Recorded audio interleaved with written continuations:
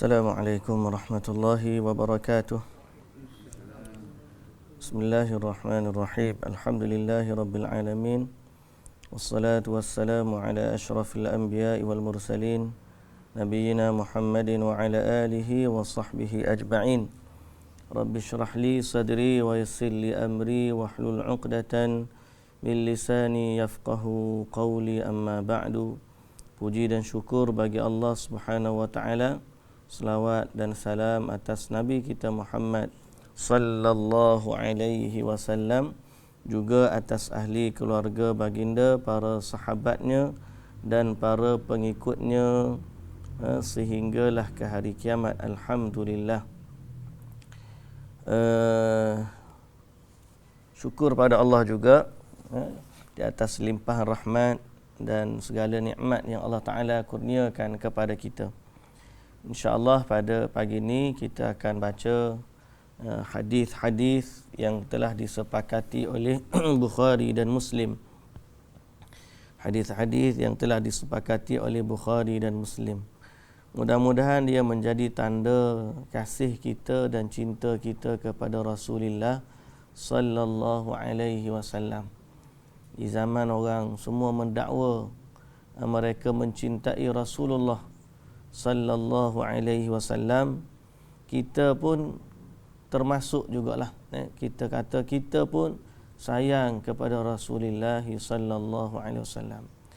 Tinggal lagi membuktikan kecintaan kepada Rasul sallallahu alaihi wasallam adalah dengan mengikuti baginda. Ada orang sibuk nak bertabarruk, ambil berkat dengan barangan milik Rasulullah sallallahu alaihi wasallam. Para sahabat dengan Nabi memang macam tu sifat mereka.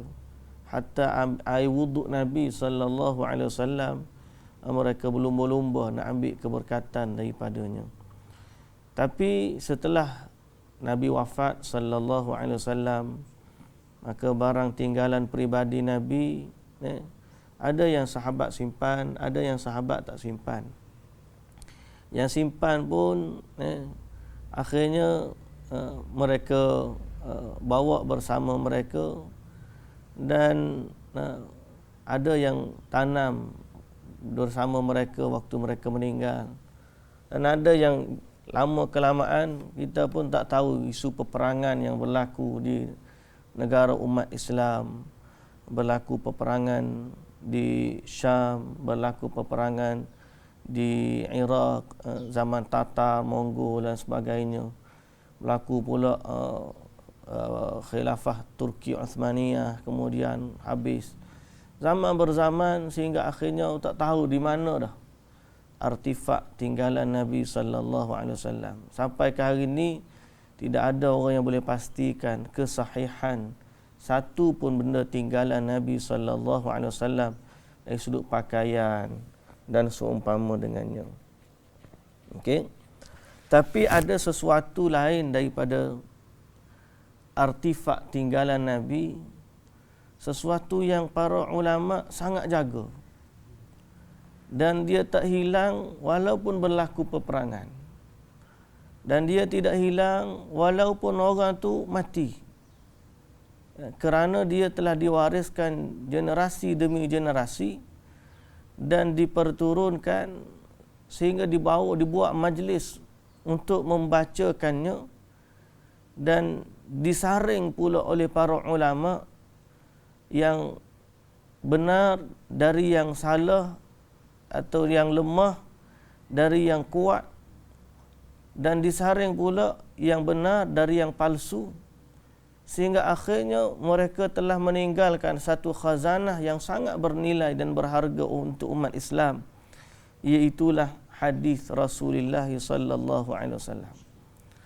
Kalau nak tanya tentang silsilah sanad dari generasi demi generasi bersambung sampai kepada Nabi sallallahu alaihi wasallam, maka hadislah yang memiliki sanad yang begitu agung. Kalau dilihat penjagaan para ulama tentang bagaimana dia jaga hadis, disalin, ditulis, dijaga dalam kitab, maka hadislah yang paling dijaga oleh para ulama dan juga para sahabat radhiyallahu anhum ajma'in. Kalau nak sijil kesahihan, nah, ada dalam Bukhari dan Muslim. Dia bagi tahu daripada mana dia ambil. Kemudian lelaki-lelaki yang ada dalam sanad tersebut disaring pula. Siapa dia ni? Fulan bin Fulan.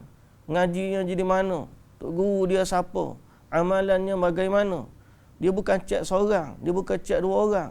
Dia cek setiap orang dalam sanad.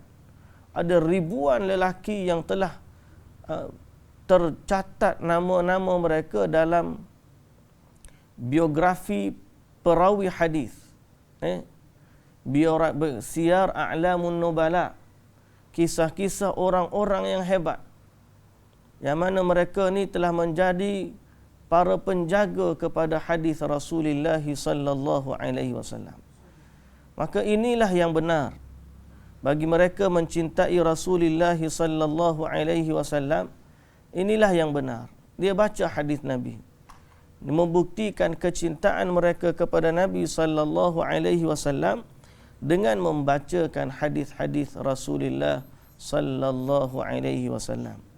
Jadi kita berhajat dan berhasrat, bercita-cita untuk bila kita sampai akhirat nanti bertemu dengan Rasulullah sallallahu alaihi wasallam, kita akan bersama dengan baginda, dan di saat itu kita kata, Rasulullah, atas dunia dulu kami baca hadis Nabi.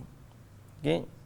Dan siapa-siapa yang aku panggil, itu lebih baik daripada memuliakan Nabi pada replika dan artifak yang tidak sahih daripada Nabi sallallahu alaihi wasallam. Replika ke, orang ni dia ingat ada orang anggap hadis palsu ni macam gigi palsu. Maknanya walaupun hadis tu palsu, boleh guna lagi macam gigi palsu. Bukan gigi ori pun, gigi palsu boleh kunyah juga. Malah dia anggap macam hadis palsu ni kopi ori. Dia memang dia kata bukan yang asli, tu replika je, tapi tu kopi ori. Kopi ori. Kopi yang seakan-akan ori. Dia anggap macam tu. Tuan-tuan yang dirahmati Allah Subhanahu wa ta'ala, tidaklah kopi ataupun tidaklah membuat replika atau berdusta ke atas Rasulullah sallallahu alaihi wasallam, atau tidaklah replika itu sama dengan yang asli. Tidaklah replika itu sama dengan asli. Yang tu kita faham. Tapi kalau saat replika itu dianggap sama seperti yang asli, seakan-akan dia kata inilah barang perlu, maka itu sudah menjadi pembohongan terhadap Rasulullah sallallahu alaihi wasallam. Dan berbohong ke atas Rasulullah sallallahu alaihi wasallam, hukumnya bukanlah seperti mana pendustaan pada benda yang lain. Nabi sallallahu alaihi wasallam kata, man kadzaba alayya muta'ammidan falyatabawwa maq'adahu minan nar. Siapa yang berdusta ke atasku secara sengaja, maka disiapkan baginya tempat di dalam neraka.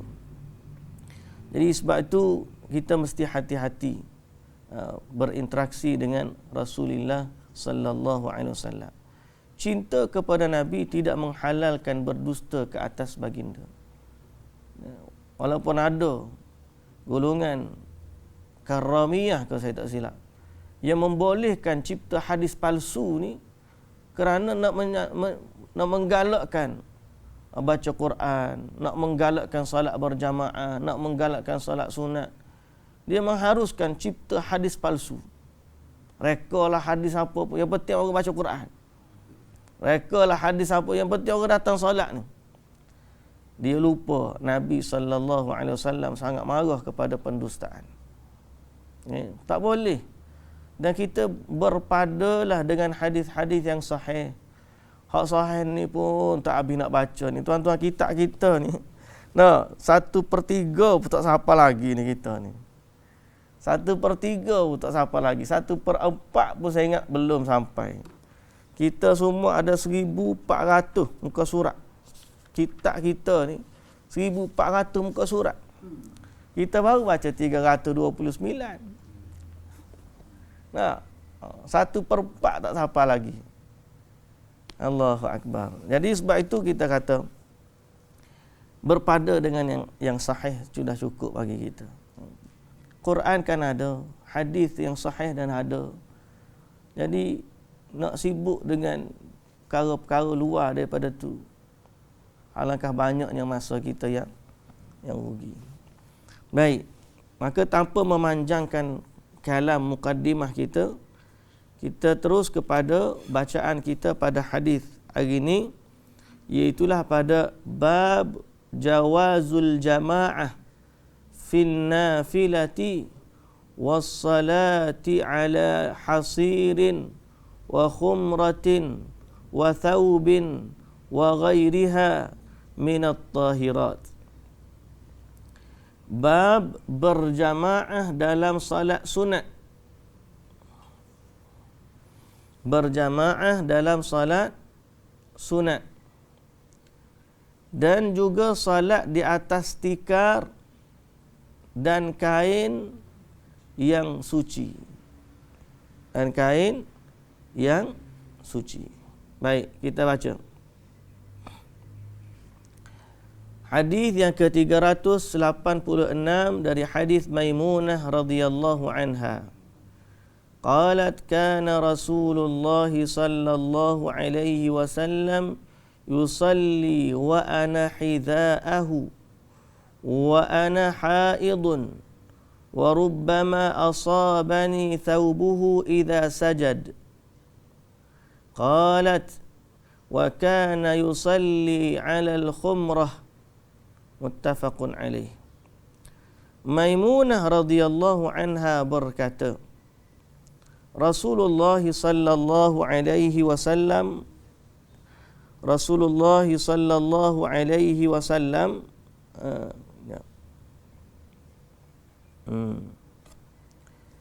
pernah salat sementara aku berada di sisinya.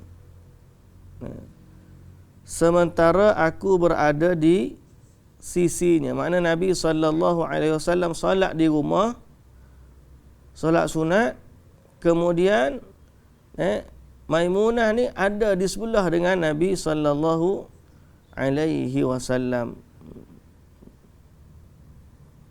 Ada di sebelah Nabi SAW. Wa ana hidha'ahu. Sebelah tu maknanya berada di sisi kakinya.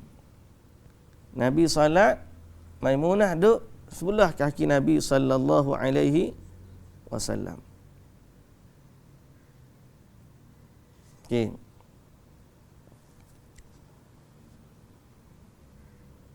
Ketika itu aku haid. Waktu tu waktu tu Maimunah sedang haid. Dan terkadang kainnya, yakni kain Rasulullah sallallahu alaihi wasallam menyentuh badanku ketika baginda sujud. Juga Nabi sallallahu alaihi wasallam biasa salat di atas tikar daun kurma. Yang tikar yang diperbuat daripada daun kurma, Nabi sallallahu alaihi wasallam salat atas tikar tersebut. Jadi selama suci boleh salat di atasnya, sama ada kain atau tikar dan sebagainya. Okey.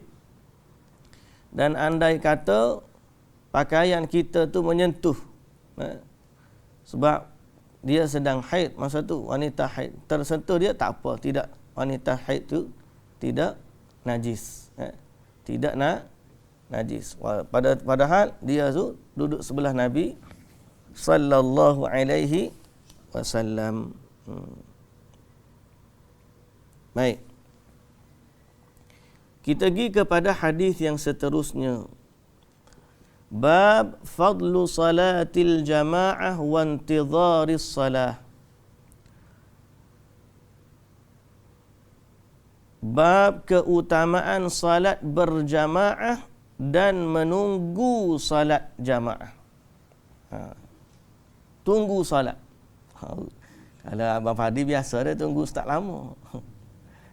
Ada kelebihan juga. Alhamdulillah, Abang Fadi kata alhamdulillah.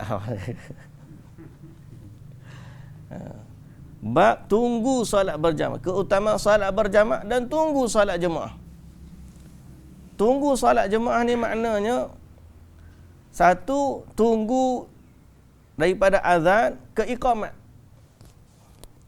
Yang kedua, tunggu daripada waktu solat ke waktu solat yang lain. Jadi macam kita solat subuh, kita tunggu. Orang azan tunggu. Tok Bilal tak qomat lagi. Sampailah Bilal qomat, maka semayang. Berapa masa menunggu? 15 minit, 20 minit, setengah jam. Maka menunggu untuk solat. Ada juga menunggu antara waktu solat. Kita solat maghrib, kita kata tak payah balik lah, kita tunggulah isyak sini. Kita tunggu antara maghrib dan isyak, kita tunggu solat isyak. Ataupun zuhur dengan asar, kita tunggu waktu asar. Atau asar ke maghrib, kita tunggu waktu maghrib. Kita pun duduk solat, macam kita pergi umrah kan. Kita pergi umrah, kita pergi sembahyang zuhur, tunggu waktu asar. Ataupun kita pergi waktu asar, zuhur balik makan lah. Asar kita pergi masjid, tak balik dah sampai maghrib. Tak balik maghrib sampai isyak. Lepas isyak baru balik makan. Maknanya selama kita duduk tunggu waktu salat tu, ada kelebihan. Jadi bab kelebihan salat berjamaah dan menunggu untuk salat jemaah. Baik, hadis yang ke-387. Itu hadis Abi Hurairah radhiyallahu anhu 'anil Nabi sallallahu alaihi wasallam. Qala salatul jami'i tazidu ala salatihi fi baitihi وصلاته في سوقه 25 درجة فإن أحدكم إذا توضأ فأحسن وأتى المسجد لا يريد إلا الصلاة لم يخطو خطوة إلا رفعه الله بها درجة وحط عنه خطيئة حتى يدخل المسجد وإذا دخل المسجد كان في صلاة ما كانت تحبسه وتصلي عليه الملائكة ما دام في مجلسه الذي يصلي فيه اللهم اغفر له اللهم ارحمه ما لم يحدث فيه أخرجه البخاري ومسلم. Maksudnya, Abu Hurairah radhiyallahu anhu berkata, Nabi sallallahu alaihi wasallam bersabda, salat jamaah lebih utama dari salat bersendirian di rumah atau di pasar sebanyak 25 darjat. Okey. Sebanyak 25 darjat. Salat berjamaah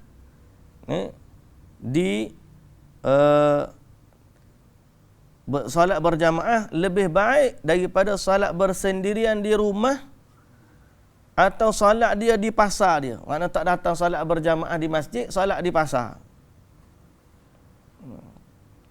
Tak datang salat berjamaah di masjid, salat di rumah.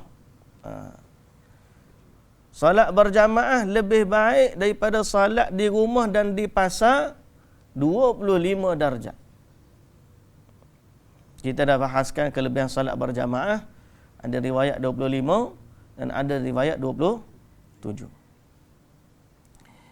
Kemudian, sesungguhnya bila salah seorang di antara kalian wuduk dengan sempurna, lalu pergi ke masjid yang tidak ada tujuan kecuali untuk salat, maka setiap langkahnya akan menaikkan darjatnya dan dihapuskan satu dosa sampai dia masuk masjid. Ketika telah masuk masjid, dia dianggap salat selama menunggu salat jamaah. Jadi masuk masjid tunggu tu, maka dia diberikan pahala seperti orang salat.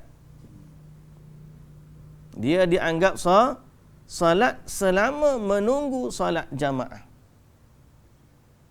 Padahal dia duduk-duduk je, tapi dapat pahala salat. Dan dia dianggap salat selama menunggu salat jamaah. Bukan sekadar tu, didoakan oleh malaikat selama berada di majlis yang dia telah salat sunat. Selama di majlis, yakni tempat duduk dia. Dia duduk je situ. Selama dia duduk tu, malaikat mendoakan dia. Jadi dia masuk masjid, salat tahiyatul masjid, duduk je sampailah orang qomat. Selama dia duduk di tempat dia tu, malaikat mendoakan dia dengan doa, ya Allah, ampunilah dia. Ya Allah, curahkan rahmat kepadanya selama dia tidak berhadas di majlis itu, iaitu di tempat duduknya itu. Selama dia tidak berhadas. Selama dalam solat tu, dalam wuduk, maka selama itulah malaikat mendoakan dia. Jadi besarnya fadilat datang berjamaah di masjid. Sebab tu datang berjamaah di masjid ni bermula daripada langkah ke masjid. Langkah diangkat satu darjat, dihapus satu dosa. Kemudian semakin banyak langkah, semakin banyaklah pahala dia. Makin jauh tempat salat dia, makin jauh, makin besar. Hak paling rugi, dekat sekali ya. Nah, dekat sekali, ustaz dekat sekali. Hak paling rugi sekali. Nah, yang jauh, alhamdulillah. Makin jauh, makin besar pahala dia. Datang pula tunggu. Pasal apa? Hak jauh mari awal, hak dekat mari lambat. Tunggu pula, ya Allah, tunggu. Dapat pula pahala. Kelebihan salat berjamaah. Okey? Dia tak boleh nak banding dengan kelebihan salat di rumah. Darjat tu satu. Ada banyak lagi kelebihan-kelebihan yang lain. Sebab tu Nabi SAW kata, kalau mereka tahu apa yang ada pada salat subuh dan salat asar, nescaya mereka akan datang walaupun merangkak. Okey? Baik. Bab seterusnya. Bab fadli kathratil khuta ilal masajid.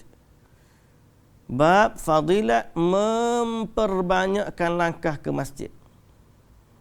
Hadis dari Abi Musa radhiyallahu anhu qala an-nabiy sallallahu alaihi wasallam a'zamun nasi ajran fis salah ab'aduhum fa ab'aduhum mamsha والذي ينتظر الصلاة حتى يصليها مع الإمام أعظم أجرا من الذي يصلي ثم ينام. Abu Musa radhiyallahu anhu berkata, Nabi sallallahu alaihi wasallam bersabda, orang yang paling besar pahalanya dalam salat adalah yang terjauh, iaitu yang paling jauh perjalanannya. Oh, jauh. Abang mari mana? Keramat. Oh, Masya Allah, jauhnya. Tak apa, naik kereta pun kira jauh tu. Nabi SAW sebut ab'adu, paling jauh. Nanti dia kira lah tu lagu mana tak. Kalau kita tekan Google, dia ada berapa minit jalan kaki, berapa minit naik kereta. Jadi dia convert nanti insya-Allah lah. Dah convert berapa tu wallahu taala alam. Wallahu taala a'lam. Yang tu kita serah pada Allah. Tapi nak tahunya kalau jalan kaki pun berapa banyak dah kita dapat. Nah, paling jauh Paling jauh, maka paling besarlah pahalanya. Okey. Iaitu yang paling jauh perjalanannya. Dan orang yang menantikan salat jamaah bersama imam, pahala mereka ini lebih besar daripada orang yang salat kemudian tidur. Bila dia tidur, tak adalah. Kan tadi kata selama tidak berhadas kan. Jadi kalau dia duduk dalam keadaan berwudu, tunggu salat, tak sama dengan orang yang lepas daripada salat tidur. Okey. Baik, ini kelebihan memperbanyakkan langkah ke masjid. Jadi tak kisah kalau masjid jauh, naik kereta pun tak apa. Yang penting kita datang solat berjamaah. Datang solat berjamaah. Baik, yang seterusnya. Bab al-masyi ila salah tumhi bihil khataya wa turfa'u bihid darajat. Bab berjalan untuk mengerjakan salat dapat menghapuskan dosa dan menaikkan darjat.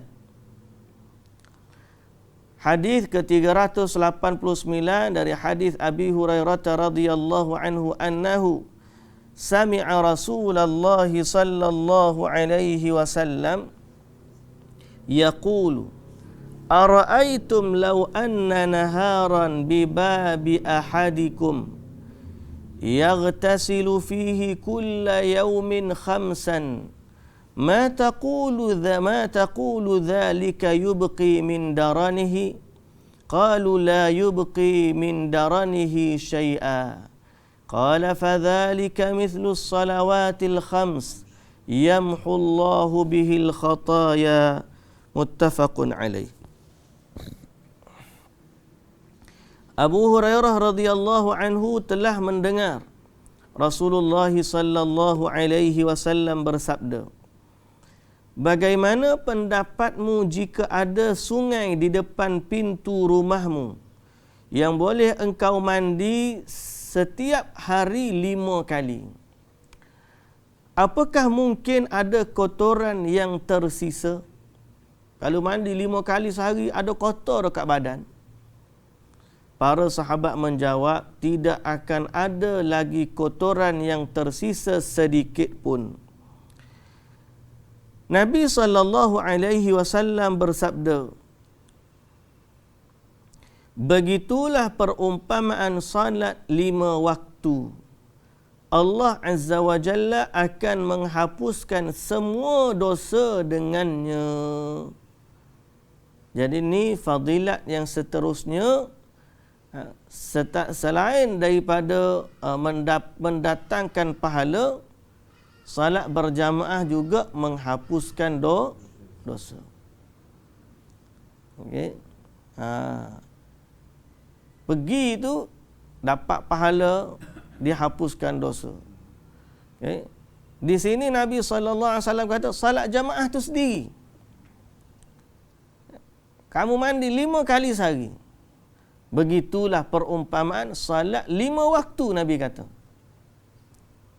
Salat 5 waktu, Allah akan menghapuskan semua dosa dengannya. Allah hapuskan dosa dengan sebab salat. Baik. Hadis yang ke-390. Hadis Abi Hurairah radhiyallahu anhu 'anil Nabi sallallahu alaihi wasallam qala man ghada ila al-masjid wa raha a'adda Allahu lahu nuzlatan min al-jannah kullama ghada aw raha. Abu Hurairah radhiyallahu anhu berkata, Nabi sallallahu alaihi wasallam bersabda, barang siapa yang pergi pada waktu pagi dan petang ke masjid, Allah sediakan untuknya hidangan di syurga setiap pagi dan petang. Allah sediakan baginya hidangan dari syurga setiap pagi dan petang. Tempat tinggal, nuzlatan. Disebut dalam hadis ni nuzlah, ni terjemahan saya, untuknya hidangan. Tapi yang lebih tepat ialah nuzlatan, tempat tinggal. Tempat tinggal, nuzul. Tempat tinggal baginya untuk di syurga setiap pagi dan juga petang. Setiap pagi dan petang. Baik. Sekejap.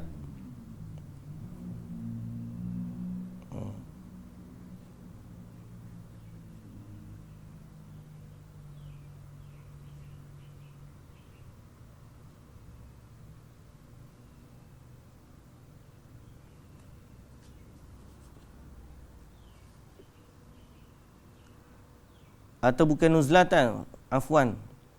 Waraha a'addallahu lahu nuzulahu. Tak berapa jelas dekat kitab saya. A'addallahu lahu nuzulahu minal jannah. A'addallahu lahu nuzulahu minal jannah.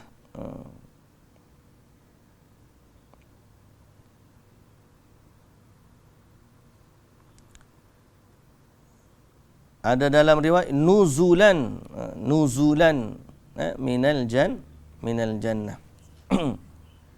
Tempat tinggal nuzulahu di syurga. Wan nuzul, tapi dalam syarah dia ni, wan nuzul ma yuqaddamu lid-dhaifi min ta'amin wa nahwihi ala wajhil ikram. Nuzul ialah apa yang diberikan kepada tetamu. Apa yang diberikan kepada tetamu dari makanan atau selainnya sebagai memuliakan dia. Sebagai memuliakan dia. Nuzulahu, menyediakan baginya. Nuzulahu itulah hidangan. Hidangan syurga lah. Nuzulahu ni ialah apa yang diberikan kepada tetamu dari makanan atau lainnya ala wajhil ikram, kerana memuliakan. Jadi setiap pagi dan petang Allah sediakan baginya dalam syurga. Okey, maka tanda dekat kitab kita tu nuzulahu, nuzul ialah hidangan. Apa kita panggil kalau kita ni? Orang datang rumah, kita bagi hidangan untuk dia, memuliakan. Kalau kita kat rumah, kalau tetamu mari, pinggan pun hak paling baik. Kita ada pinggan hak kita makan biasa, pinggan untuk tetamu. Betul tak? Kalau tetamu mari, kita pun ambil pinggan tu. Pinggan hak special. Apa brand dia? Corel. Apa dia? Apa dia? Noritake. Noritake. Macam-macam brand tak? Pasal apa? Tetamu. Kalau hak rumah sendiri pakai tak apa, pakai hak DIY pun tak apa. Pakai melamin pun tak apa. Tapi kalau tetamu mari, kita cari yang paling istimewa. Pasal apa? Ikraman lidhaif, memuliakan dia. Dan ini dapat pahala. Dapat pahala. Ini kemuliaan. Memuliakan tetamu ni kemuliaan. Dia datang rumah kita, datang bawa keberkatan. Datang kerana bila dia datang, kita pun dapat pahala. Jadi kita pun bagi yang terbaik kerana memuliakan dia. Nabi SAW kata, man kana yu'minu billahi wal yaumil akhir falyukrim dhaifah. Siapa beriman dengan Allah dan hari akhirat, muliakan tetamu dia. Jadi orang bagi tetamu makan ni benda yang special. Malah kalau kira hak tetamu datang rumah kita, bila dia sampai rumah kita hari pertama, dia dapat makanan yang terbaik yang ada dalam rumah kita. Tak boleh tuan rumah simpan hak paling baik ni kita simpan kat kita. Kita bagi kat dia hak ni lah. Yang tu tak sempurna iman dia. Kalau sempurna iman dia, macam saya sebut tu. Waja'a bi'ijlin hanith. Waktu pergi jumpa dengan Nabi Ibrahim alaihissalam. Nabi Ibrahim masuk kambing golek. Kambing golek bahasa kita hanif. Kalau orang dulu mari tetamu di rumah, buat apa? Sembelih ayam kampung ke apa sembelih. Padahal dia tiap-tiap hari makan sayur pucuk ubi je. Tapi bila tetamu datang, sembelih. Apa? Memuliakan tetamu. Itu nuzul. Nuzul ni makanan istimewa untuk tetamu. Jadi dalam hadis ni Nabi SAW kata, setiap pagi dan petang orang datang salat berjamaah, Allah sediakan baginya hidangan dalam syurga. Allahu Akbar. Besarnya fadilat salat berjamaah. Baik. Jadi dalam buku terjemahan kita tu sebut tempat tinggal. Kalau boleh tanda betulkan syarahan dia tadi. Okey.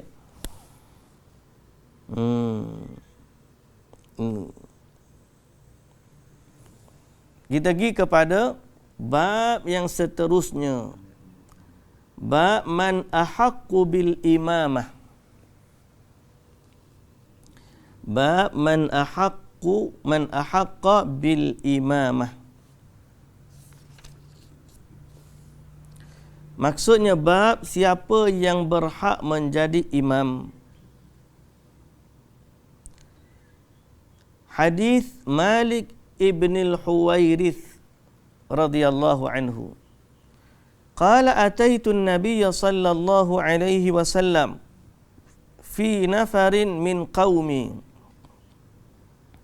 fa aqamna 'indahu 20 lailah wa kana rahiman rafiqa. Falamma ra'a shauqana ila ahalina qala irji'u fakunu fihim wa'allimuhum wa sallu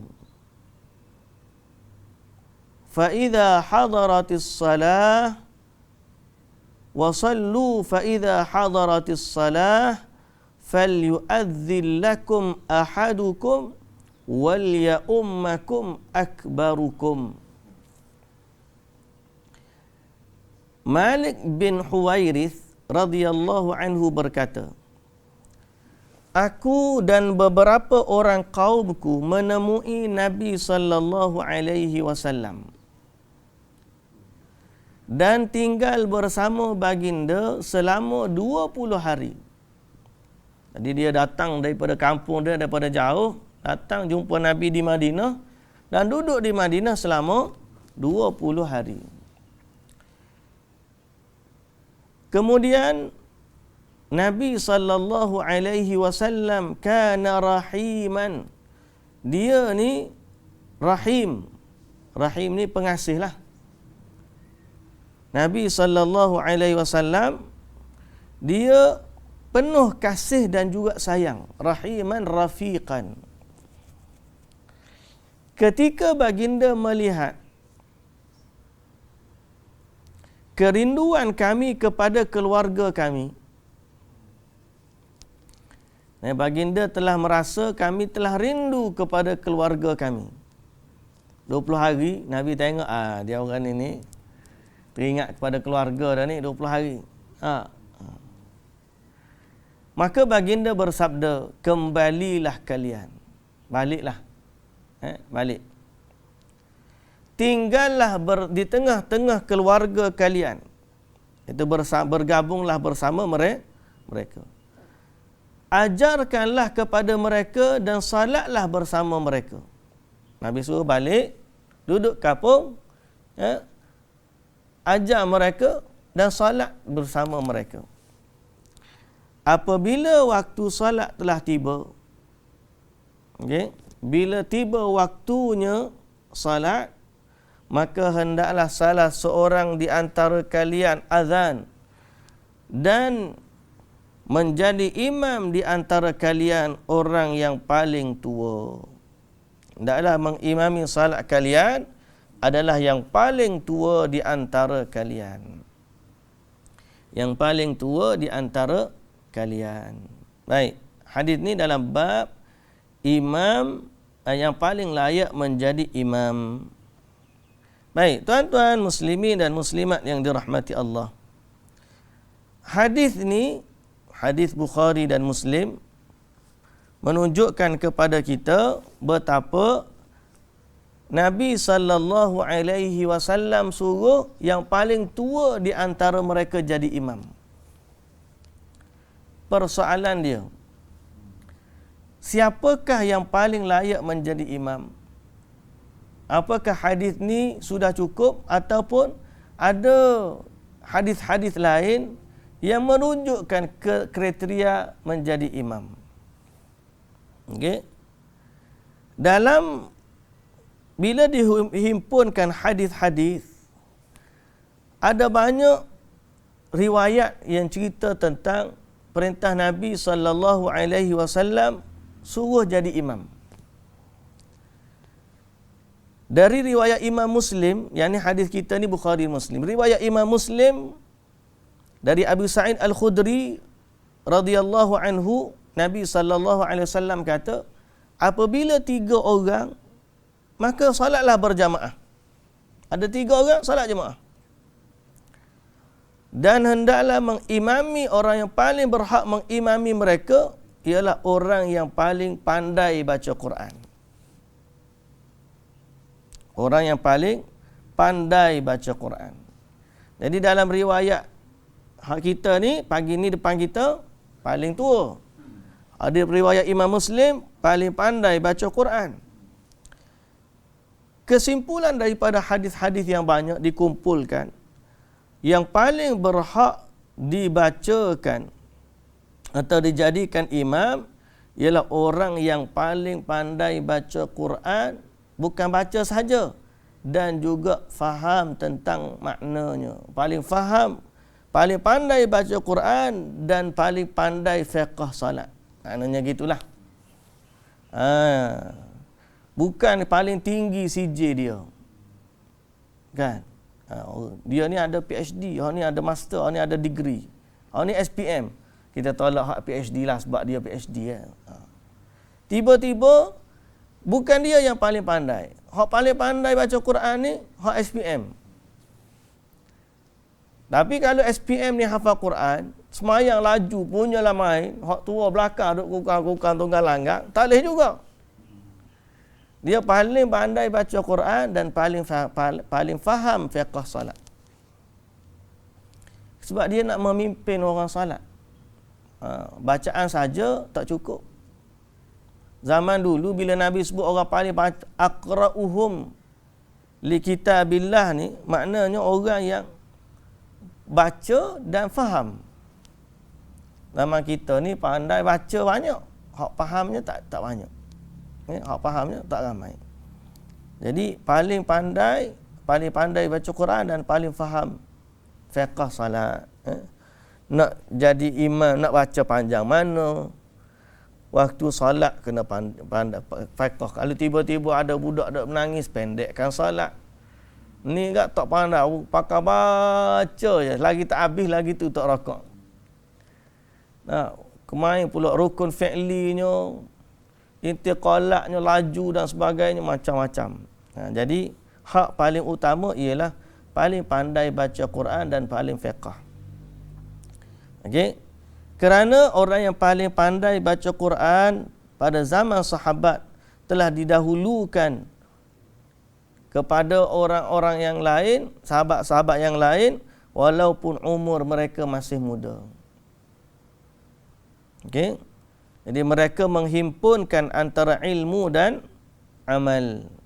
Bukan sekadar paling pandai baca saja, tapi paling pandai fiqhnya. Okey. Sekiranya mereka sama pandai baca Quran, maka orang yang paling pandai pula dengan hadis, orang faham fiqh itulah berdasarkan hadis Nabi sallallahu alaihi wasallam. Sekiranya sama, maka didahulukan yang paling awal hijrah zaman Nabi dulu. Zaman kita syarat ni tak ada adalah paling hijrah. Ataupun zaman kita paling awal masuk Islam lah, kalau hijrah. Kalau sama-sama mu'allaf tu, orang ni pandai, sama pandai baca Quran, sama pandai hadis, masuk Islam dulu. Ikut dulu. Kita siapa lahir dulu? Tak ada. Maksud kita tak lahir Islam dah. Kalau sama juga, maka didahulukan yang paling tua. Sama pandai baca Quran, sama pandai hadis, sama awal hijrah. Kemudian siapa paling tua. Kalau sama juga umur dia, ikut dia lah mana pun. Dah sama ya. Tak jadi kesalahan. Siapa-siapa pun boleh. Kadang-kadang dia ni jadi, kadang-kadang dia terjadi. Paling sama pandai. Baik. Itu antara faedah daripada hadis ini. Hadis yang seterusnya. Bab istihbabil qunut fi jami'is salat. في جميع الصلاة إذا نزلت بالمسلمين نازلة. Bab sunnah kunut di setiap salat jika ada bencana menimpa kaum muslimin. Jika kaum muslimin tertimpa musibah. Hadis yang ke-392. Hadis Abi Hurairah radhiyallahu anhu qala kana Rasulullah sallallahu alaihi wasallam hina yarfa'u ra'sahu yaqul Sami'a Allahu liman hamidah rabbana walakal hamd. Yad'u li rijalin fayusammihim bi asma'ihim fayaqul Allahumma anjil Walid ibn al-Walid wa Salamah ibn Hisham wa Ayyash ibn Abi Rabi'ah wal mustad'afina minal mu'minin. Allahumma ashdud wat'ataka ala Mudar waj'alha alaihim sinin kasini Yusuf wa ahlul masyriqi yawma idzin min Mudar mukhalifuna lah. Muttafaqun alaih. Dari Abi Hurairah radhiyallahu anhu, dia berkata, ketika Nabi sallallahu alaihi wasallam mengangkat kepalanya dari rukuk. Nabi sallallahu alaihi wasallam mengangkat kepalanya dari rukuk. Baginda membaca Sami'allahu liman hamidah Rabbana walakal hamdu. Kadang-kadang kita ni, hak ni pun kena betul lagi ni. Saya dengar ada orang jadi imam baca Sami'allahu minal hamidah. Biasa dengar? Sami'allahu minal hamidah. Dia tukar minal dengan liman. Dekat-dekat je tu. Sami'allahu liman hamidah. Dengan Sami'allahu minal hamidah. Dia kalau dia tak tahu bahasa Arab, dia bantai je. Lebih kurang je Ustaz. Sami'allahu liman hamidah, Sami'allahu minal hamidah. Lebih kurang je. Makmum pun serupa juga. Hak betulnya apa? Sami'allahu liman hamidah. Maksudnya apa? Allah mendengar siapa yang memujinya. Okay? Allah mendengar siapa yang memujinya. Sunnah kata macam tu. Jangan dok bantai Sami'allahu minal hamidah. Kadang-kadang yang ni pun kita dok tukar lagi. Sebaik tak jadi imam je. Kalau jadi imam, tahulah dia baca apa. Kita sebab tak jadi imam, orang tak dengar. Tapi kalau kita jadi imam, orang panggil pecah apa? Pecah tembelang, tidak tembelang ni maknanya. Maknanya pecah rahsia lah. Pecah rahsia lah dia. Sami'allahu liman hamidah. Rabbana walakal hamdu. Bagi ya Allah, bagimu segala pujian. Lalu Nabi SAW mendoakan beberapa orang yang disebut nama mereka. Ya Allah, selamatkanlah Al-Walid ibnul Walid dan Salamah bin Hisham dan Ayyash bin Abi Rabi'ah dan Ayyash bin Abi Rabi'ah dan orang-orang mukminin yang tertindas. Ya Allah, keraskanlah seksamu terhadap Mudar dan timpakan ke atas mereka tahun-tahun. Pacik klik ni apa? Di sebuah terjemah kita ni apa? Tahun-tahun kemarau. Tahun-tahun kemarau. Sinin kasini Yusuf, seperti zaman Nabi Yusuf. Bila kemarau Nabi Yusuf? Kita tengok cerita Nabi Yusuf. 7 tahun buah, 7 tahun kemarau. Jadi dia Nabi doa supaya mereka ni ditimpakan kepada mereka musibah kerana pengkhianatan mereka terhadap kaum muslimin. Jadi kita panggil doa kunut ni, Nabi SAW yaqnutu. Nabi baca kunut. Okey. Bila selepas daripada bangun daripada rukuk, Nabi pun baca doa. Dan Nabi sebut nama-nama orang tu. Ya Allah, selamatkanlah Al-Walid bin Al-Walid. Selamatkanlah Salamah bin Hisham. Selamatkanlah Ayyash bin Abi Rabi'ah. Dan selamatkanlah orang-orang Islam yang lain. Nabi sebut nama tu. Ya Allah. Nabi kata apa? Timpakanlah keras seksamu kepada Mudar. Kabilah Mudar ni satu kabilah yang menyelisihi Nabi sallallahu alaihi wasallam. Dan pada waktu itu orang-orang musyrik dari kaum Mudar menyelisihi Nabi sallallahu alaihi wasallam. Jadi diambil daripada hadis ni adanya hukum kunut nazilah. Hukum kunut nazilah. Dan disyariatkan dalam kunut itu membaca doa-doa yang sesuai dengan situasi yang berlaku. Dan tidaklah Nabi baca doa kunut biasa macam kita kan. Allahumma hdina fi man hadait. Bila baca tu nampak baca kunut. Orang kita ni kalau nak baca kunut kena baca doa tu. Kalau tak baca doa tu kata tak baca kunut. Nah, kalau kita baca doa lain dia kata tak baca kunut.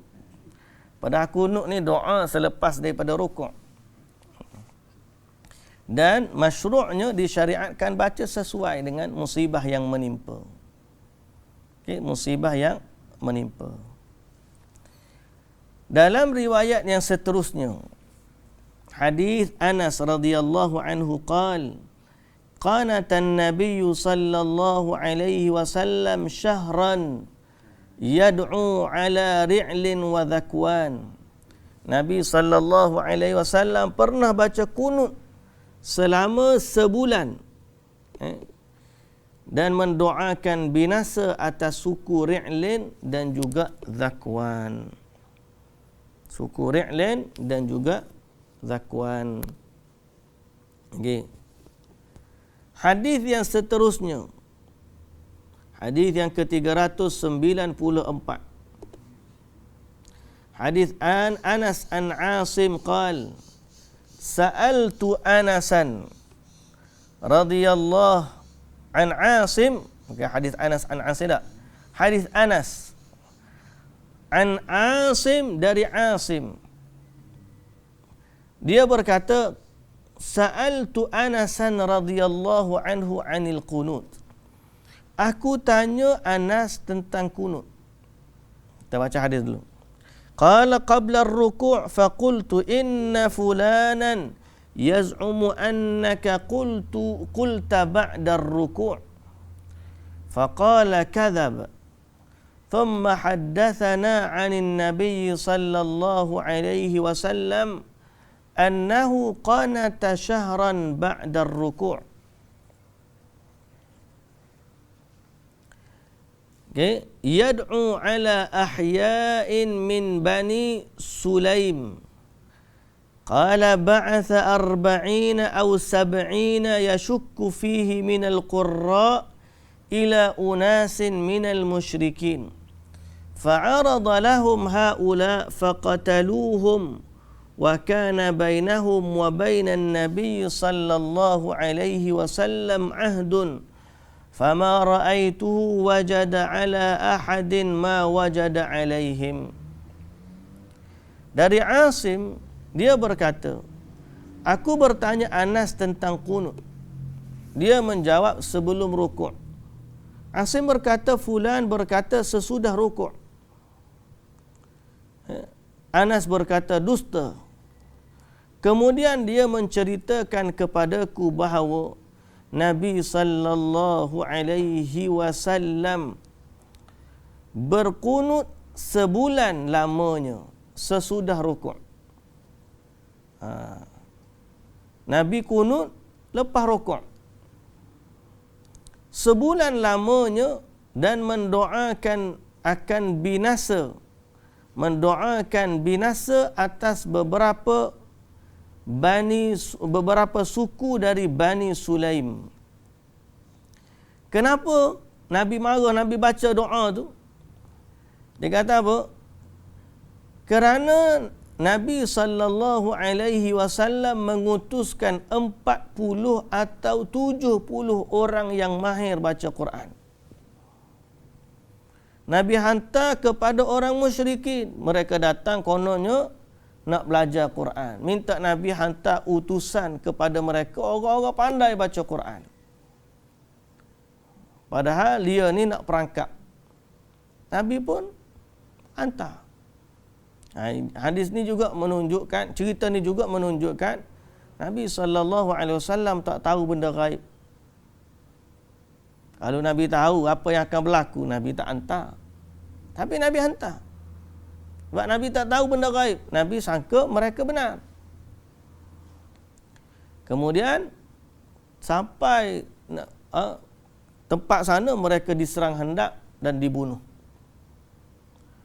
Jadi Nabi SAW marah. Dan kemudian Nabi mendoakan kebinasaan ke atas mereka. Okey.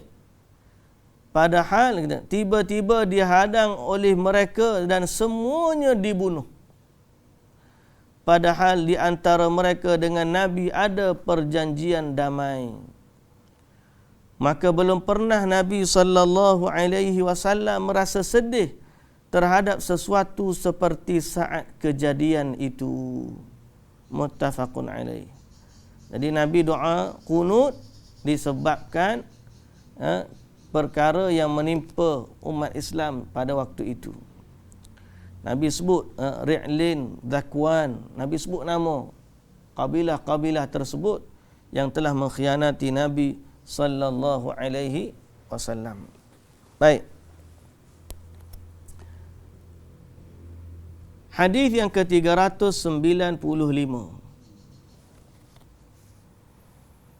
Hadis Anas radhiyallahu anhu qala ba'atha an-nabiy sallallahu alaihi wasallam sariyah yuqalu lahumul qurra fa usibu fama ra'aitu an-nabiy sallallahu alaihi wasallam wajada ala shay'in ma wajada alaihim faqanata shahran fi salatil fajr wa yaqulu inna usayyata kana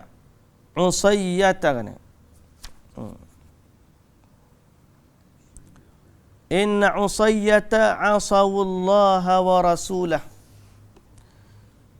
Anas radhiyallahu anhu berkata, Nabi sallallahu alaihi wasallam mengutuskan pasukan sariyah. Sariyah ni perisik lah. Golongan kumpulan, satu kumpulan peninjau. Nabi pergi, pasukan peninjau ni pergi. Biasa Nabi hantar dulu nak tengok apa-apa, kumpul maklumat, buat risikan. Nabi ada. Ini taktikal Nabi sallallahu alaihi wasallam.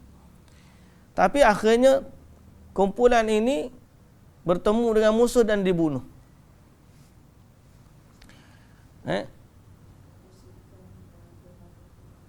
Pasukan peninjau yang terdiri dari ahli Al-Quran. Pasukan peninjau, sariyah ni, pasukan peninjau yang terdiri dari ahli Al-Quran. Dia bukan rombongan ahli Quran biasa tak. Ni pasukan sariyah, kumpulan yang Nabi SAW hantar. Okey. Jadi mereka ni selain daripada ilmu ngaji Quran, mereka juga adalah sariyah, satu pasukan yang Nabi SAW hantar. Okay.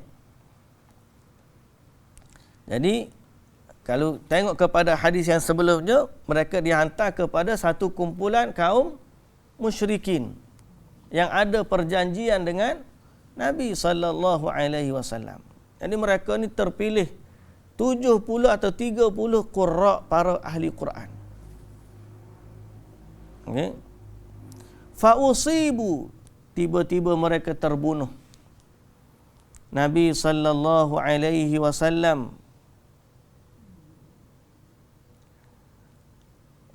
belum pernah, kata Anas, belum pernah aku melihat Nabi SAW berduka atas seseorang sebagaimana mereka itu, sehingga baginda membaca qunut sebulan lamanya ketika salat subuh. Dan baginda bersabda, sesungguhnya Usayyah telah bermaksiat kepada Allah dan Rasulnya. Jadi qunut nazilah kita panggil, qunut apabila berlaku. Sebab itu berdasarkan hadis ini, hadis Bukhari dan Muslim, kalau mazhab yang lain, qunut subuh ni hanya sebulan je Nabi baca. Nabi baca ni qunut subuh hanya sebulan. Berdasarkan hadis ini. Itu perbincangan dalam bab masalah qunut subuh lah. Kalau mazhab Hambali, sebab tu dia tak ada qunut subuh. Dia kata bukan Nabi tak kunut, Nabi kunut, tapi Nabi kunut sebulan, dan kunut tu kunut nazilah. Bukanlah kunut yang tiap-tiap waktu subuh. Dan ada riwayat Nabi SAW berkunut sehingga akhir hayat dia. Okay. Tapi para ulama bila bertembung dua hadis ni, ada kata sepanjang hayat, ada kata kunut sebulan. Jadi dibawa makna kunut sepanjang hayat tu, hatta faraqad dunya, sampai Nabi mati, Allah merujuk kepada kunut yang panjang berdirinya. Makna salat subuh ni baca panjang. Adapun doa kunut selepas rakaat tu adalah kunut nazilah. Wallahu ta'ala alam, kita tak nak panjangkan perbahasan itu. Cuma kita katakan ini pandangan daripada para ulama. Mazhab Syafi'i baca kunut subuh ni tiap-tiap waktu. Tiap-tiap waktu. Dan mazhab Hambali pula baca kunut Allahumma hdina fi man hadait wa tu dalam kunut witir. Jadi ada doa kunut tu masing-masing. Hak ni letak pada witir, hak ni letak pada subuh. Di atas khilaf yang berlaku. Baik, kalau merujuk kepada hadis Nabi SAW, sama kita ni, hadis Bukhari dan Muslim, Nabi SAW kunut subuh tu hanya sebulan sebagai kunut nazilah. Baik. Muslimin dan muslimat yang dirahmati Allah Subhanahu wa taala. Bab yang seterusnya, bab mengqada salat. Bab qada'us salatil faitah. Meninggalkan salat yang terlewat atau tertinggal. Wastihbabi ta'jili qada'iha, dan digalakkan untuk menyegerakannya. Disegerakan untuk menyegerakan salatnya.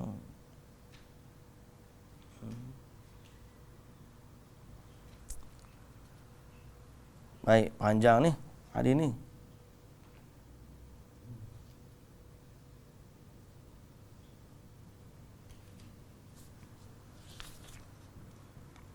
Ada dua hadis, kita bacalah hadis ni, panjang sikit pun tak apalah. Sebab ini hadis terakhir dalam bab ni. Lepas ni kita masuk bab musafir, solat musafir pula. Hadis Imran ibn al-Husain annahum kanu ma'an Nabi sallallahu alaihi wasallam fi masirin فأدلجوا ليلتهم حتى إذا كان وجه الصبح عرسوا فغلبتهم أعينهم حتى ارتفعت الشمس فكان أول من استيقظ من منامه أبو بكر رضي الله عنه وكان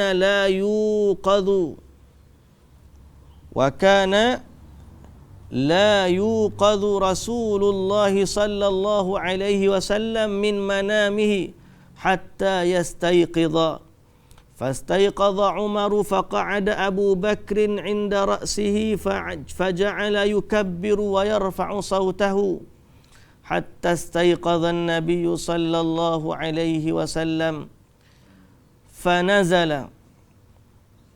وصلى بنا الغداة فاعتزل رجل من القوم لم يصلي معنا فلما انصرف قال يا فلان ما يمنعك أن تصلي معنا قال أصابتني جنابة فأمره أن يتيمم بالصعيد ثم صلى وجعلني رسول الله صلى الله عليه وسلم في ركوب بين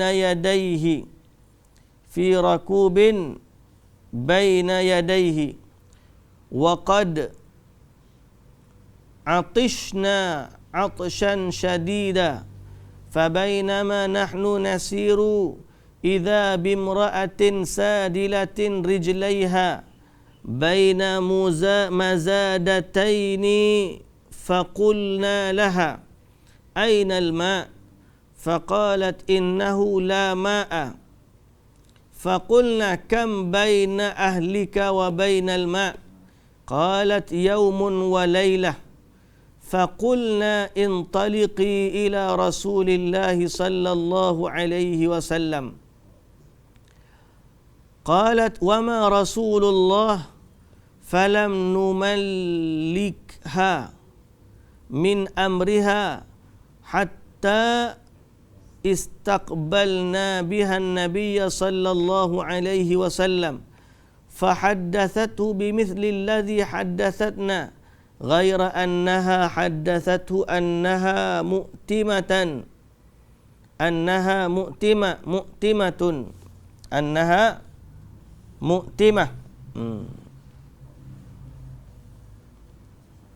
فأمر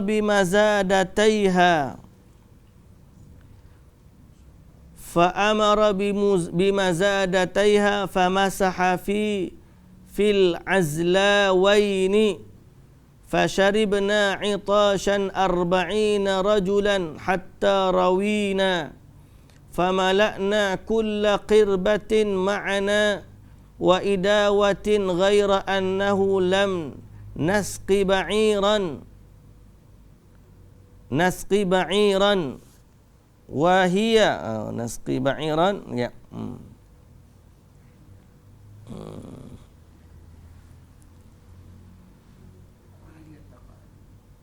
Ya. وهي تكاد تنض من الملء وهي تكاد تنض من الملء.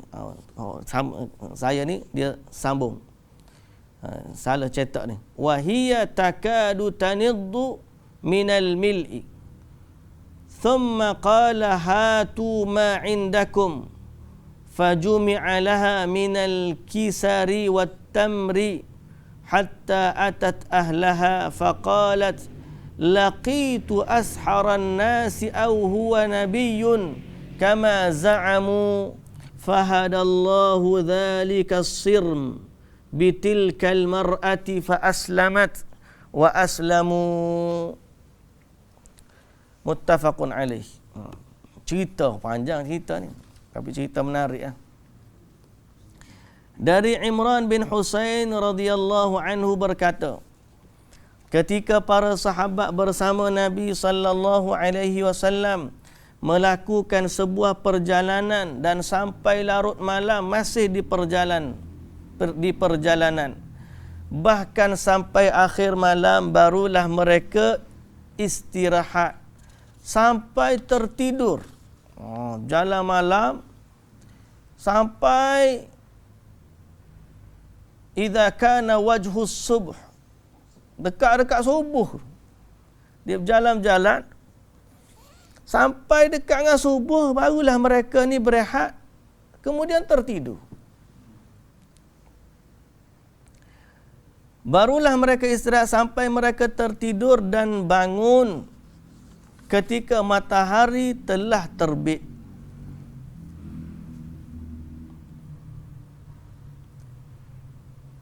Yang pertama bangun adalah Abu Bakar, kemudian Umar. Tetapi mereka tidak berani membangunkan Nabi sallallahu alaihi wasallam sampai baginda bangun sendiri. Sampai baginda bangun sendiri. Bila bangun semua tak berani nak kejut Nabi. Dan Nabi ni memang tidak dikejutkan. Sahabat tak kejut Nabi. Sehingga Nabi bangun sendiri. Ada kata Rasulullah bangun tak? Pasal apa? Sebab mereka semua tahu apa saja yang berlaku pada Rasulullah sallallahu alaihi wasallam adalah wahyu. Hatta kalau waktu Nabi solat lebih pun dia pun Nabi dia, lepas pada tu baru tanya Rasulullah tadi perintah solat baru ke kalau Nabi lupa. Jadi Nabi ni tertidur, sahabat tak kejut Nabi. Mula-mula bangun Abu Bakar. Abu Bakar bangun, lepas tu Umar bangun. Dan mereka tak kejut Nabi sehingga Nabi bangun sendiri. Tapi sebelum Nabi bangun tu, Abu Bakar pun pergi duduk bertakbir dengan mengeraskan suara sehingga Nabi pun terbangun. Okey? Nabi SAW atau Abu Bakar mendekatkan diri kepada di sisi kepala Nabi SAW, duduk dekat kepala Nabi, dia pun takbir, Allahu Akbar, Allahu Akbar. Sampai Nabi pun terbangun, lalu turun dan salat subuh bersama kami. Lepas tu, lepas terbit matahari tu, barulah Nabi pun salat subuh dengan para sahabat. Dan ada seorang menyendiri yang tidak ikut salat. Tidak ikut salat. Ketika selesai, Nabi SAW bertanya, "Ya fulan, mengapa engkau tidak salat bersama kami?" Dia menjawab, "Aku sedang janabah. Aku sedang junub." Maka Nabi SAW menyuruhnya tayamum dengan tanah lalu salat. Kemudian kami berangkat meneruskan perjalanan dan Rasulullah SAW menyuruhku berkendara. Itu menunggang di hadapannya. Okey, Nabi suruh dia tayamum, kemudian teruskan perjalanan.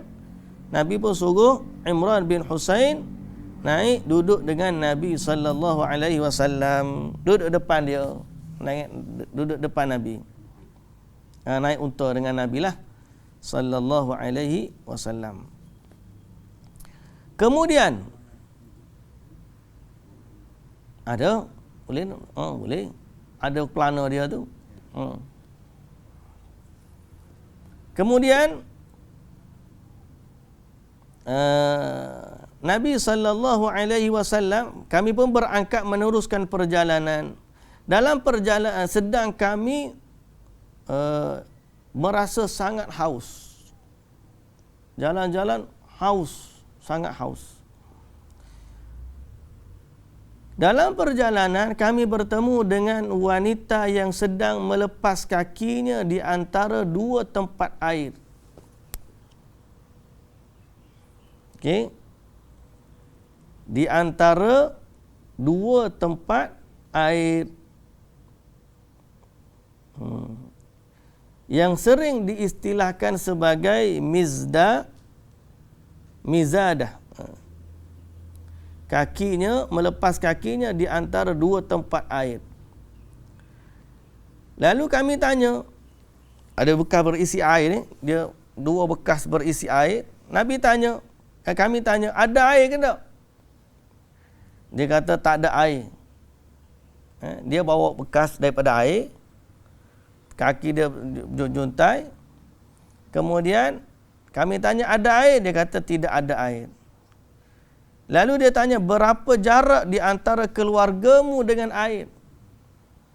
Jadi, kalau nak pergi ambil air, jauh mana lagi? Dia kata 1 hari perjalanan. Ambil air tu sehari semalam. Pergi ambil air. Jadi, sahabat nak jalan. Dahaga dah ni nak pergi tempat air, sehari lagi nak jalan. Lalu kami ajak menemui Rasulullah sallallahu alaihi wasallam. Dia pun bertanya, siapa Rasulullah tu? Tapi kami langsung hadapkan wanita tersebut kepada Nabi sallallahu alaihi wasallam. Dan Nabi bertanya kepadanya seperti pertanyaan kami. Wanita itu menjawab seperti jawapannya kepada kami. Tempat air ada 1 hari lagi perjalanan. Hanya ditambah bahawa dia memelihara anak yatim. Okey. Dia kata dia memelihara anak yatim. Maknanya dia ibu kepada anak yatim. Maka Nabi SAW menyuruh supaya menurunkan tempat air wanita itu. Tempat air, bekas air milik wanita tersebut. Nabi pun ambil air dia, pegang bekas air dia tu. Nabi SAW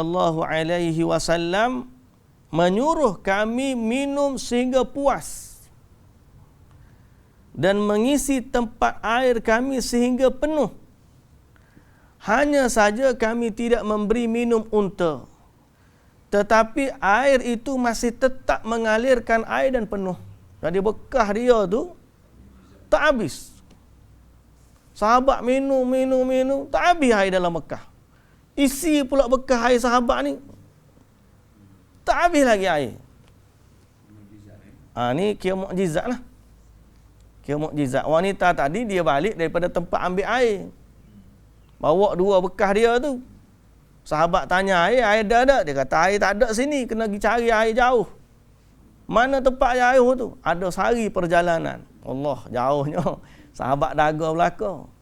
Bawa jumpa Nabi SAW, Nabi tanya soalan yang sama, dia pun jawab. Sehari lagi dapat air. Lepas tu dia pun ayat kepada Nabi, dia ni jaga anak yatim. Air-air ni nak balik ke budak-budak tu lah. Nabi pun katalah, tak apalah. Pinjam air dia. Tak, Nabi pegang, Nabi curah, air tu tak kurang. Nabi bagi sahabat minum, air tak kurang. Isi lagi bekas air tak kurang. Mukjizat lah ni. Okay. Sementara tempat air itu masih lagi mengalirkan air dan penuh. Kemudian Nabi SAW minta sahabat agar mengumpulkan perbekalan berupa potongan roti dan kurma dan diberikan kepada wanita tersebut. Ambil roti-roti ada, kurma, bagi hadiah kepada wanita tersebut. Ketika wanita tersebut sampai di rumahnya, dia berkata kepada ahli keluarganya, aku telah bertemu dengan seorang, sama ada dia ni ahli sihir ataupun seorang nabi. Sebab dia sahabat-sahabat dia kata nabi.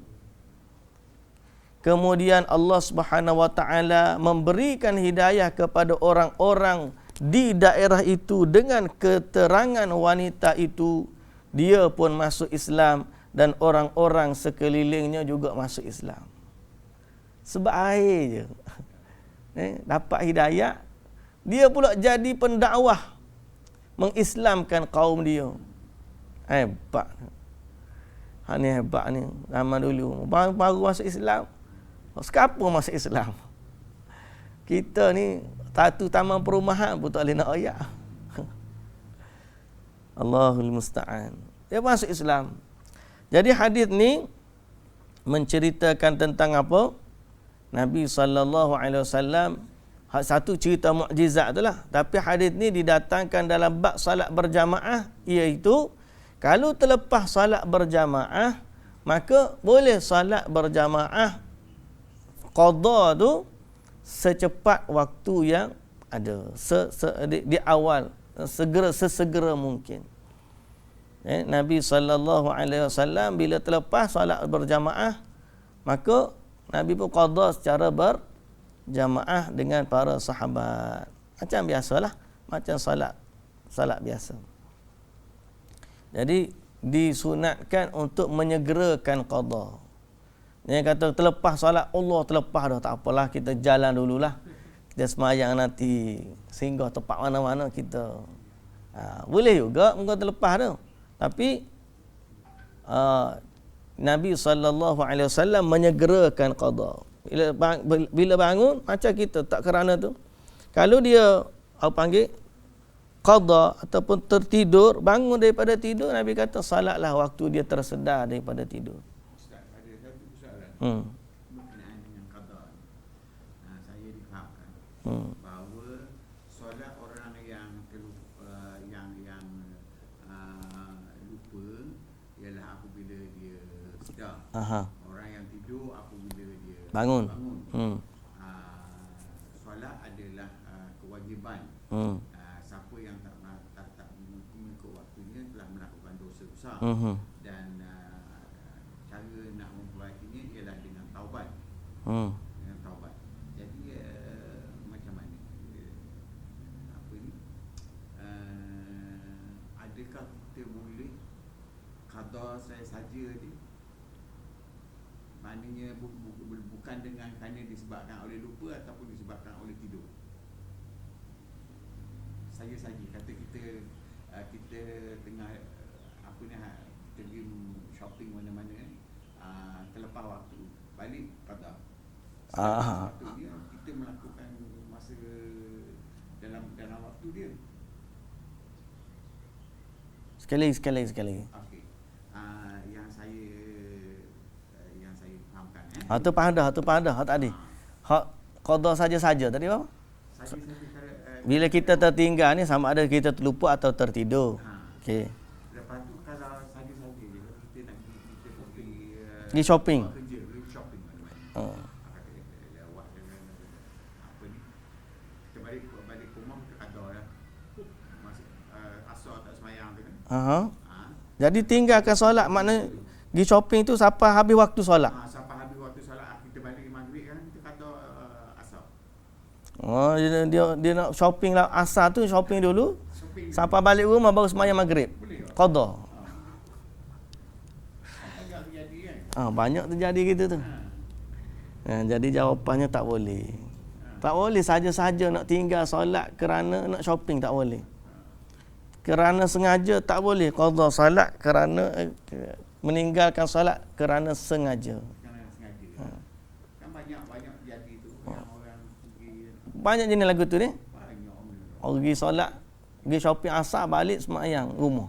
Qada. Saya dulu kan pernah sebut cerita mek saya dulu pergi kerja, tak. Solat zuhur, asar tak semayang. Balik rumah dia qada. Dia semayang zuhur, asar, maghrib, isyak. 4 rakaat, 4 semayang. 4 waktu solat sekali. Tak boleh lah. Pasal apa dalam agama? Inna salata kanat 'alal mu'minina kitaban mawquta.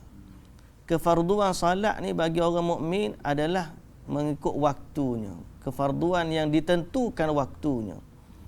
Mana kita tidak boleh meninggalkan salat tanpa alasan. Mesti salat. Hatta dalam perang, salat. Sehingga melainkan kita dalam keadaan terdesak, terlupa, tertidur. Nabi pernah tak sempat salat asar kerana perang. Waktu di Bani Quraidah. Tak pandang salat, tak sempat salat asar. Tak sempat salat kerana perang. Itu lain. Pasal tengah berkecamuk, memang tak boleh nak salat. Atau salat tak sempat sebab tertidur. Atau dia terlupa untuk salat. Dia ingat dia salat dah. Terlupa. Yang tu tak apa. Diberi keuzuran sebab terlupa, tertidur atau perang. Tapi kalau saja-saja, hari ni lorak sikit, sibuk. Sibuk apa? Sibuk shopping. Tak boleh. Kalau sibuk kerja sekalipun tak boleh. Kalau kerja, tiba-tiba kerja dia memang tak boleh nak tinggal. Maka dia salat jamak. Dia jamak antara dua waktu. Tapi jangan jamak bab shopping. Shopping kalau dia sebab dia musafir dan dia shopping waktu dia musafir, tu dia jamak sebab musafir. Tapi kalau doktor tengah buat operation, bagi contoh, dia tak boleh tinggal pasien dia, maka salat jamak lah. Dia ada keperluan di situ. Baik. Jadi dalam bab ni wanita Nabi SAW suruh qada salat. Dan dalam hadis yang seterusnya, hadis terakhir dalam bab kita pada pagi ini, hadis Anas radhiyallahu anhu anin Nabi sallallahu alaihi wasallam qala man nasiya salatan falyusalli idza dzakaraha la kaffarata laha illa dzalika.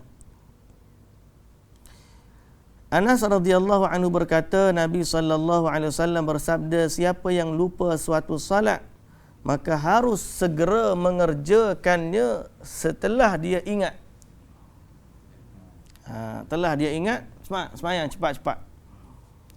Tidak ada jalan untuk menebusnya dengan lain selain dari melaksanakannya. Tak boleh nak ganti dengan benda lain kecuali solat juga. Jangan kata teringat, tak apalah, kita bayar kafarah, kita sedekah. Tak ada, kena ganti. Orang kita ni suka bayar kafarah solat. Kafarah solat tak semayang berapa. Kafarah ni puasa je. Tak ada orang bayar kafarah, bayar beras sebab tak solat. Tak ada kafarah solat. Tak ada yang boleh mengganti solat kecuali solat. Jadi kalau dia terlupa, dia kena qada. Dia kena qada. Dalam keadaan apa pun dia kena qada. Kalau dia tak qada, maka itu tanggungjawab dia, hutang dengan Allah Ta'ala besar. Dia kena bertaubat. Kalau dulu dia tak salat, dia kena bertaubat kepada Allah. Jadi kalau dia, kita sebut dah, salat ni ada dua jenis. Kalau jenis kita tertinggal zaman-zaman dulu, jenis tak semayang. Yang kedua, waktu dia ni dah semayang, cuma dia tertinggal salat dia. Jadi kalau dulu dia tak semayang, dia pun tak ingat dah dia tak semayang banyak mana. Lalu dia bertaubat kepada Allah, kemudian dia semayang. Maka ulama sebut taubat tadi menghapuskan semua dosa-dosa sebelumnya. Kerana apa? Kerana orang yang tak semayang seperti orang kafir yang kemudian bila dia taubat, dia baru masuk Islam balik. Kerana hukum orang meninggalkan salat secara sengaja sama dengan hukum orang yang tidak Islam. Gitu siapa hukumnya. Tak salat secara sengaja, hukum dia apa? Orang tu hilang agamanya. Terkeluar daripada Islam. Pasal apa? Sebab Islam tu rukun. Sebab salat tu rukun. Kalau dia solat tak sengaja, pasal apa? Sebab orang ni kira-kira telah menghalalkan, mengharuskan meninggalkan solat secara sengaja, bukan. Jadi ada pandangan ulama, jumhur para sahabat, jumhur ulama, kata orang yang orang tinggal solat secara tak sengaja ni keluar daripada Islam. Melainkan ulama mutaakhirin saja yang membezakan tinggal solat dengan mengingkari ke dengan sebab malas. Mengingkar, solat ni tak wajib pun. Yang kedua, wajib tapi tahulah aku ni malas sembahyang. Kalau zaman dulu jumhur ulama kata semua tu keluar daripada Islam.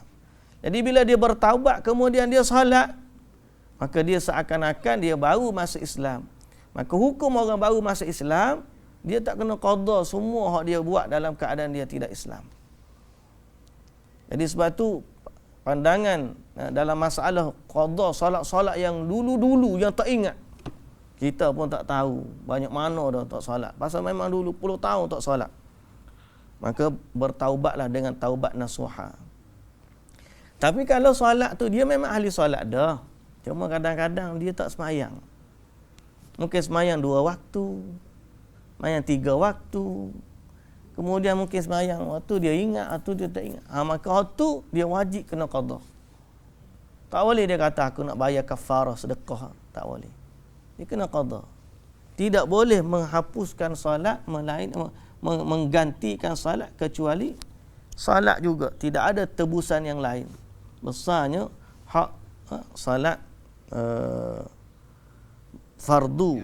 Yang pergi ke buat umrah atau haji, sebab mereka kalau kita solat di Masjidil Haram dan di Masjid Nabawi itu 100,000 semua tu.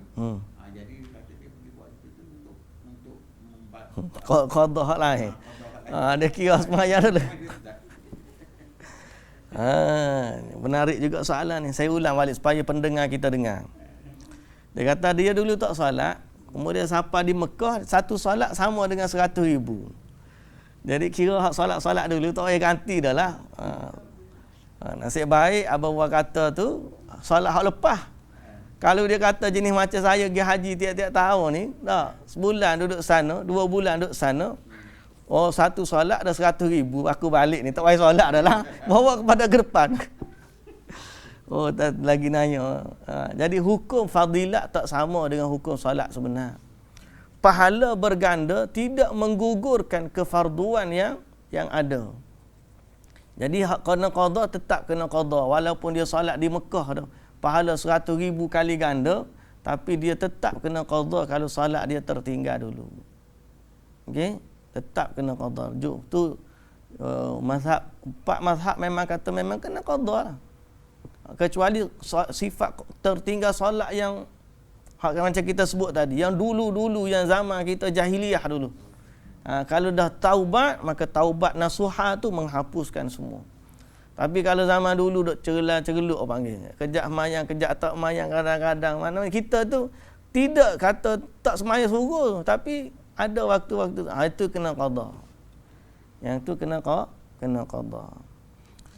Baik. Ada soalan lagi ke kita tengok Facebook kita ni?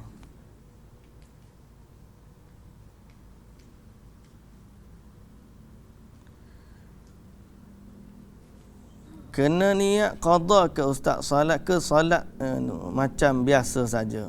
Niat solat ni macam biasa jelah. Cuma bila kita solat di luar waktu, secara automatik kita tahu dah kita sedang qada. Kita tahu dah, tak ada lah orang kata nak semayang subuh lah. Tapi kita tahu kita solat ni sebagai solat di luar waktu. Niat qada lah. Cuma nak sebut qadaan, keadaan tu tak sebut pun tak apa. Kita dah bahaskan dalam bab niat, dalam bab niat. Baik, alhamdulillah pada hari ni saya tak boleh nak akses soalan-soalan lain. Tak ada mesej banyak kot. Okey.